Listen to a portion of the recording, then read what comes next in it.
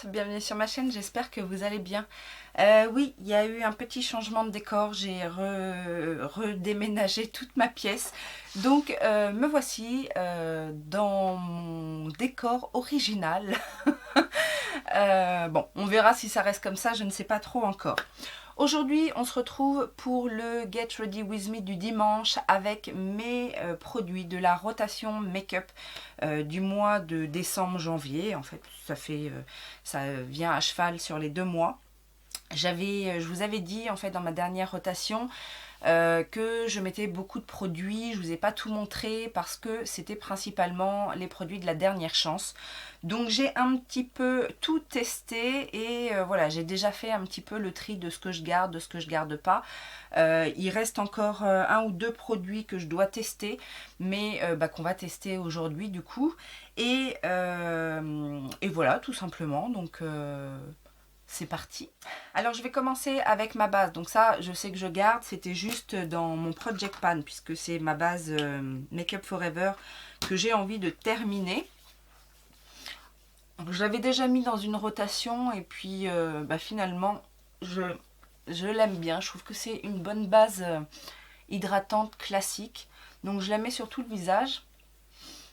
Et après, je vais venir en fait remettre autre chose, puisque j'ai sorti également le Lisse Minute de Clarins. Donc ça, c'est une base comblante. Vous savez que j'ai des petites rides sur le front, donc je mets ce produit-là, en fait, donc j'en prends un tout petit peu. Vous voyez ce que je prends, hein, une petite... je chauffe un petit peu la matière et je viens en mettre là où je dois lisser mes traits. Donc j'en mets un petit peu sur le front et le reste en fait je mets au niveau du nasogénien. J'ai pas trop de marque au niveau du nasogénien, mais bon, ça permet voilà, de lisser un petit peu plus et voilà. Ici aussi entre les sourcils. Alors c'est pas que j'ai des rides à ce niveau-là, mais bon, de toute façon il y a toujours... c'est quoi? C'est la ride du lion hein, qu'on a là. Donc ça fait pas de mal de la lisser aussi. Et voilà pour les bases. Au niveau du teint, j'avais sorti 2 choses. Alors je continuais à utiliser le teint lissant perfecteur de chez Shiseido que je n'ai toujours pas fini, mais ça ne saurait tarder. Et j'avais ressorti la bébé crème de chez Filorga parce que je ne savais pas trop si j'allais la garder ou pas. Et en fait, si. Je ne sais pas pourquoi, j'avais en tête qu'elle ne me convenait pas trop. Mais finalement, quand je veux quelque chose de léger, eh bien, elle est plutôt agréable. Alors, on n'a pas vraiment de couvrance avec ce produit. Hein. C'est vraiment une bébé crème qui va venir légèrement unifier le teint. Mais c'est vraiment... je ne sais pas si vous verrez la différence.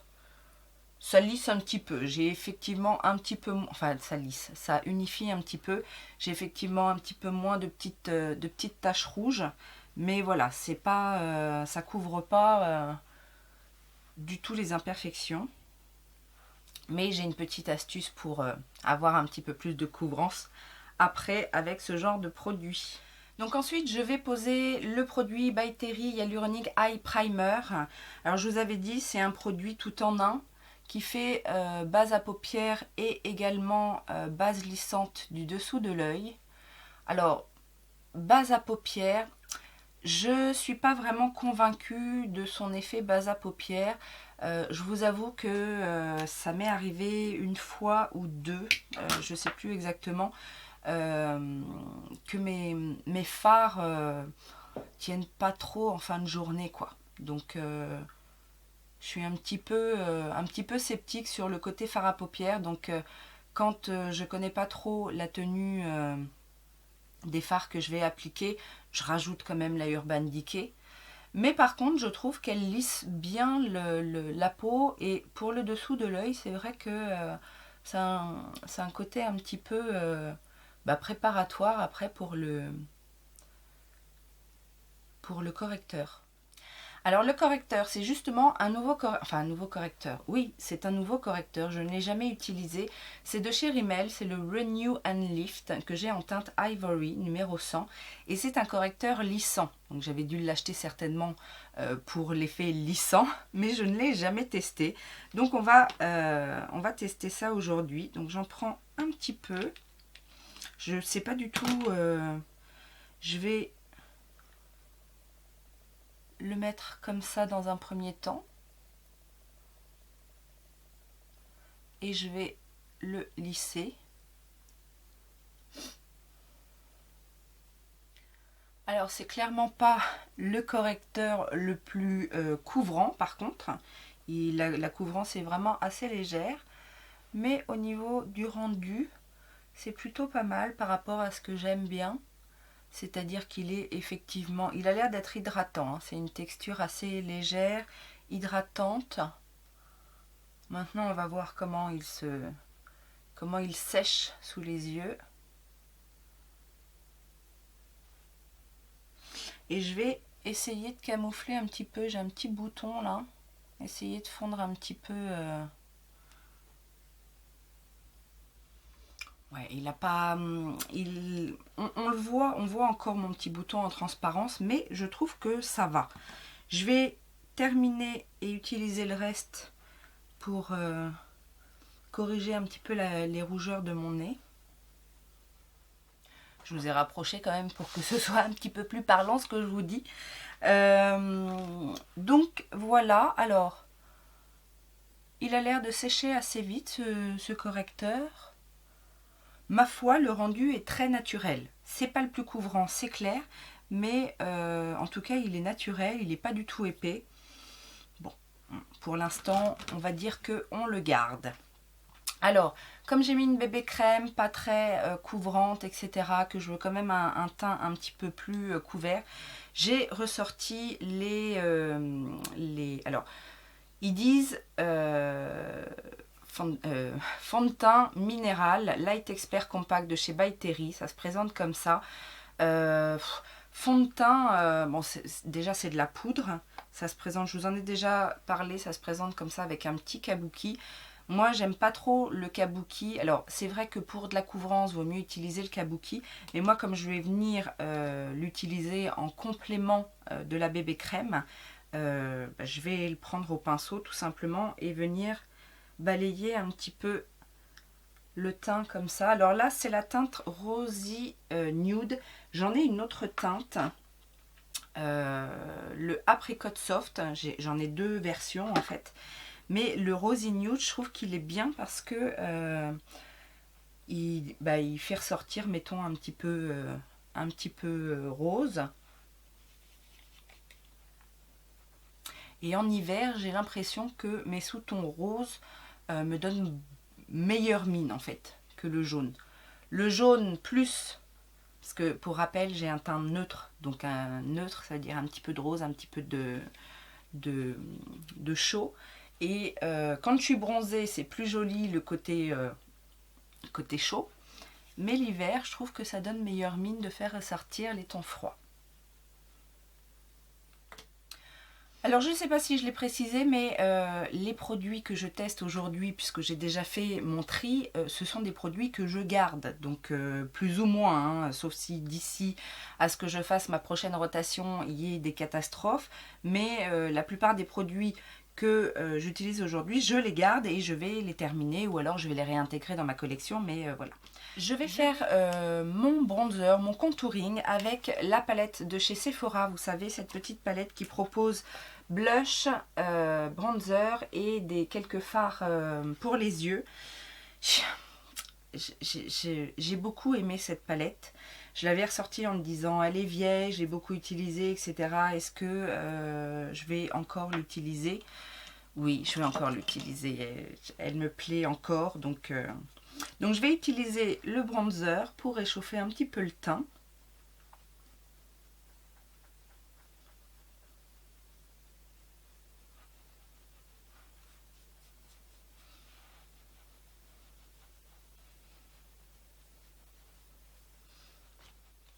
Comme blush, je vais utiliser un petit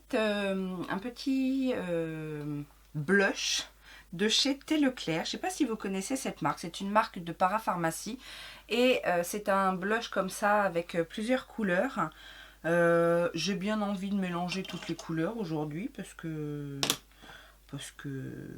j'ai pas envie de faire de choix. Alors, je sais pas pourquoi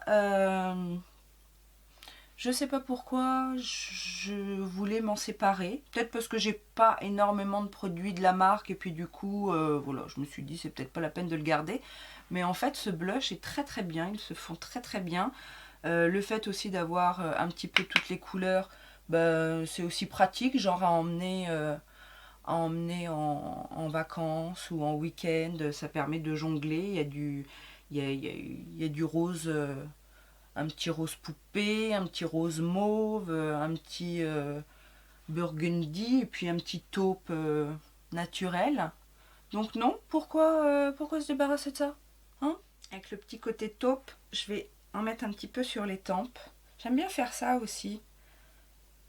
Surtout moi qui aime les bronzers un peu rouges. Pareil, je ne sais pas pourquoi j'ai voulu me débarrasser aussi de cette poudre HD de chez You Are Cosmetics. Je l'ai retestée à plusieurs reprises et elle est géniale. Elle est super fine et vraiment, il n'y a pas de raison de s'en débarrasser. En plus, j'aime assez bien le tamis. Il est plutôt... Alors, c'est très fin, donc c'est très poudreux. Je ne sais pas si vous voyez la poudre s'envoler. Mais pour le dessous des yeux, je la trouve très bien. Donc j'en mets un petit peu. Alors d'ailleurs, le correcteur n'a pas filé dans les ridules, hein. Il s'est plutôt bien comporté. Voilà. Et puis, ouf, j'en ai pris trop. Je sais pas si... Et donc, j'en mets un peu sur le front, le nez, les nasogéniens, le menton, la zone T quoi en fait. Et je balaye.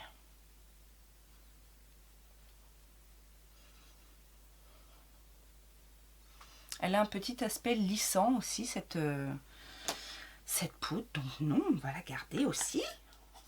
Et alors en highlighter, un produit que je pensais vouloir oublier. Ce sont les petits sticks comme ça de chez Colourpop. Donc moi j'ai la teinte Bullseye. Parce que j'avais pas trop aimé les blushs. Et finalement, l'highlighter, bah, il est très bien. C'est un petit doré. Alors c'est un petit peu pailleté, mais moi ça ne me dérange pas.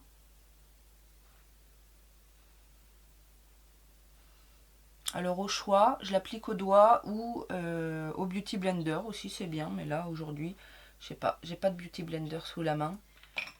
Et donc comme on est sur un look de jour, j'ai pas besoin de plus au niveau de la tenue de mon maquillage. J'utilise toujours mon Beyond Limits Hydrating Serum in Spray de chez Kiko.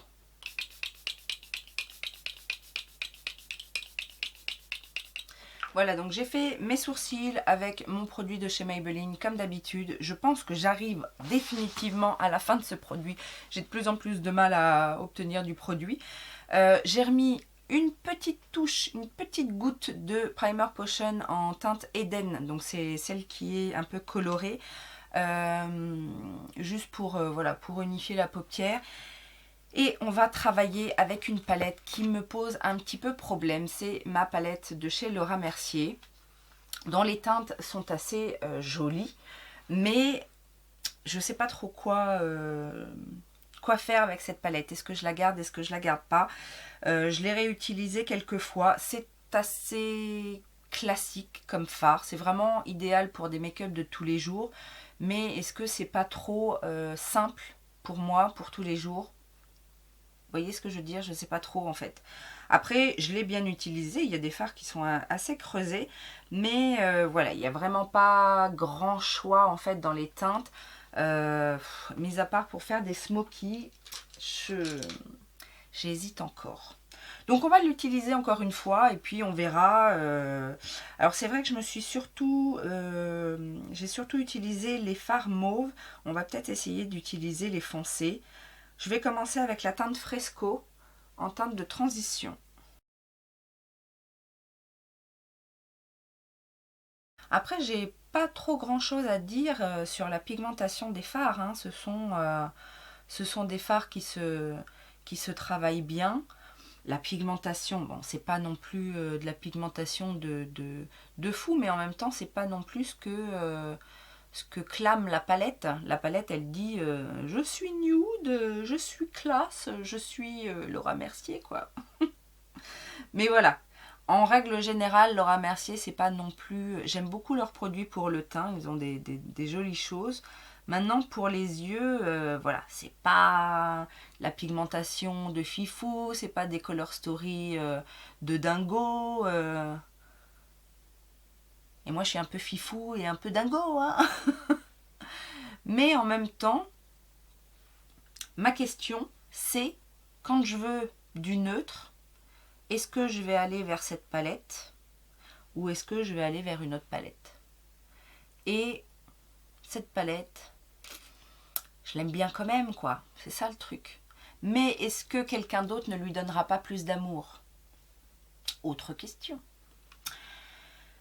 Ensuite, je vais garder le même pinceau et je vais dégrader avec la teinte Vanilla Nuts, donc la plus claire mat. Je vais juste dégrader en fait le dessus et apporter une petite touche de clair, d'éclat.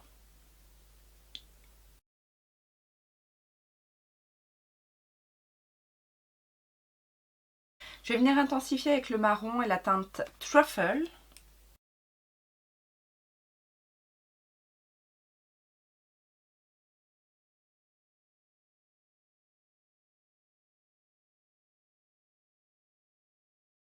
Je vais venir faire mon ras de cils avec la même teinte Truffle.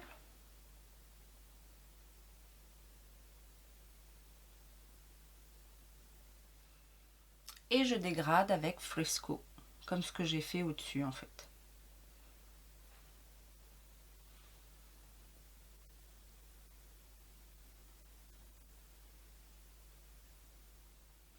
Au centre de la paupière, je vais mettre cette teinte légèrement irisée rosée qui s'appelle Primrose.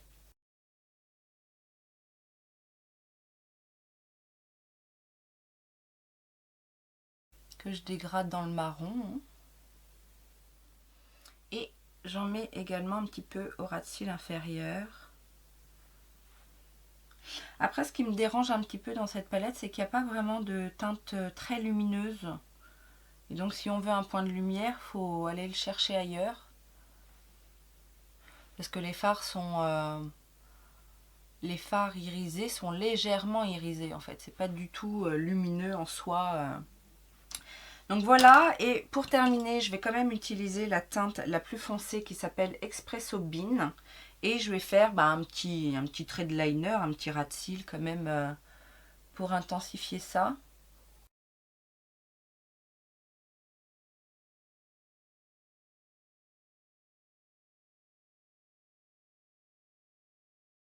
Pareil au ras de cils inférieur.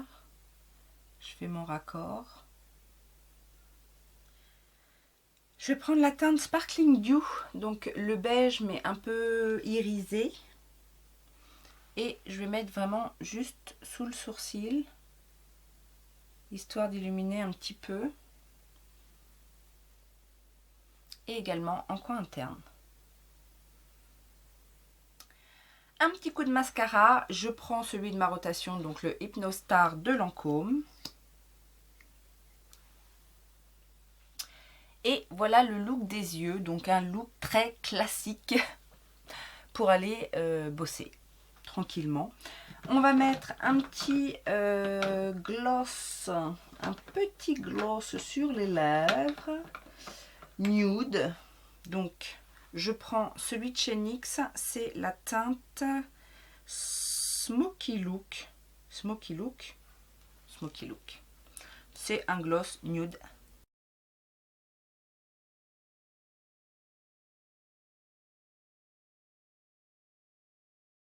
Donc j'ai redécouvert mes gloss NYX. Alors c'est clairement du gloss, donc c'est pas longue tenue, mais c'est pas collant, ça a un côté un petit peu glissant. Moi je préfère ce genre de gloss. Et jolie brillance. Maintenant, c'est pas un truc de fifou, mais je vais les garder quand même parce qu'ils ont une super odeur et un goût vanille sucré. Bon, bref, ils sont encore très bien, donc autant les utiliser jusqu'au bout. Voilà donc le petit look avec mes produits de ma rotation make-up et de mon Project Pan. Bah écoutez, vous verrez dans le prochain Project Pan rotation make-up ce que j'ai décidé de ne pas garder, ce que j'ai décidé de garder aussi parce que j'ai pas tout utilisé aujourd'hui. Et puis j'espère que ce petit look de jour vous aura plu. Maintenant, ça convient très bien pour un dimanche hein, ou pour un jour lambda. Mais je suis assez contente. Voilà, c'est vraiment, pour moi, ça c'est vraiment le look standard, on va dire, quand je sais pas quoi faire. Je vous laisse mettre vos commentaires puisque vous savez que j'aime vous lire. J'espère que vous avez apprécié ce petit moment avec moi. Et puis, n'hésitez pas non plus à me dire les marques que vous souhaitez que je teste en Total Look, puisque le dimanche c'est soit Get Ready With Me, soit Total Look. Et j'attends vos suggestions pour la prochaine marque, pour le prochain Total Look. Enfin le prochain, pas forcément le prochain, parce que j'ai peut-être eu déjà des idées la fois d'avant. Mais pour un prochain Total Look en tout cas, je vous souhaite un bon dimanche, une bonne journée. Profitez de vos proches, de vos amis, de votre famille, de vous. Profitez de vous. Faites-vous du bien. Et puis je vous dis à très bientôt. Je vous dis à demain, tiens. Allez, ciao ciao.